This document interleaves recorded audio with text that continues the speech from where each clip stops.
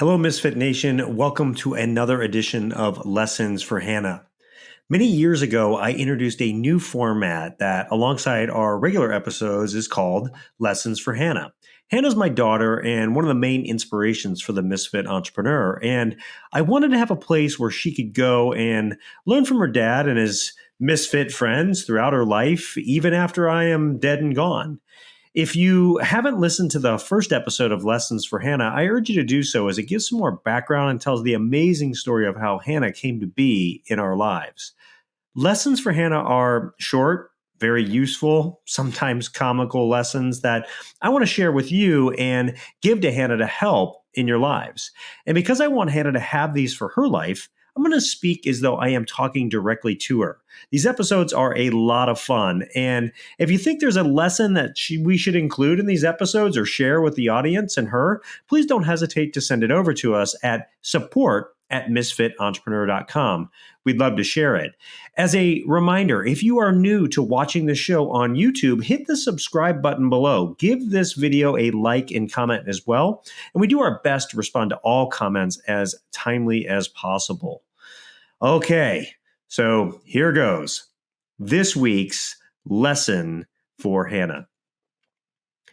Hannah, I have a very important lesson that I want to share, and it comes from a set of lessons from the life of Alexander the Great and lessons for life from him. 3 lessons to be exact. First, there's a little background that you need to know on Alexander the Great. He was a Macedonian king and military leader who created one of the largest empires in ancient history. He was tutored by Aristotle, and he inherited the throne at just the age of 20 after his father was assassinated. He embarked on an ambitious campaign to literally conquer the known world, starting with the Persian Empire. And he was known for his military genius and unparalleled leadership, and he led his army through countless battles, including famous victories at a number of places, and he solidified his control over Asia Minor and the Levant. He's known throughout history. You can read all about it sometime. He continued his contest all the way into Egypt, eastward through Persia, Central Asia. He eventually reached the borders of India.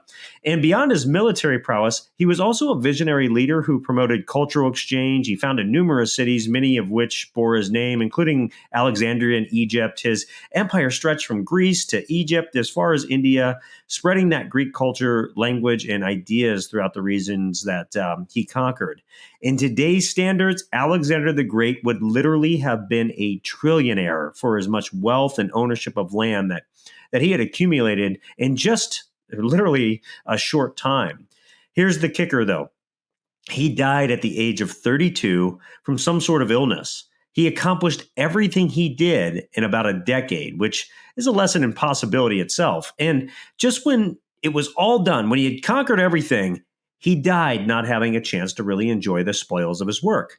And one thing about Alexander is that he was wise for his age, and even in his death, he set about to teach his people important lessons about life. Here's the story in those lessons. When Alexander was dying, he called in his generals, and he told them that his final 3 wishes and his final 3 actions that he wanted them to do, and shared them and related them to them. And first, he asked that only the best doctor should carry his coffin to its resting place. Second, he told them to scatter his wealth all over the road to the graveyard. And lastly, he told his generals to leave his hand hanging out of his coffin in the wind for everyone to see. When his shocked generals asked him why he wanted them to do all this, he gave the answer. He said, "I want the doctors to carry my coffin to show that even the best doctors are powerless to cure in front of death. I want the road scattered with my wealth so everyone can see that riches gained on earth will stay on earth. And I want my hand to swing freely in the wind so that people understand that we are born empty-handed and we leave empty-handed after what's most precious is gone: time." To sum it up, when it's our time, it's our time. We can't take our wealth with us, and the most important thing that we have is time. Time with our loved ones, time to enjoy all the world that has to offer for us, time to do good and help others and make a difference. Hannah, In the day-to-day and fast-paced world that we live in, we often forget what truly matters. And we are all at the mercy of time ticking away second by second until our time on earth is up and we pass on to greater things. And while we have time, we should do our best to focus on what matters in life. I challenge you to decide early in life what those things are for you. For me, the things that matter are family, living through and by good principles, giving of myself and the talents I have where I can to have a positive impact, and building a closer relationship with God and Jesus. Learn from Alexander the Great and focus on what matters.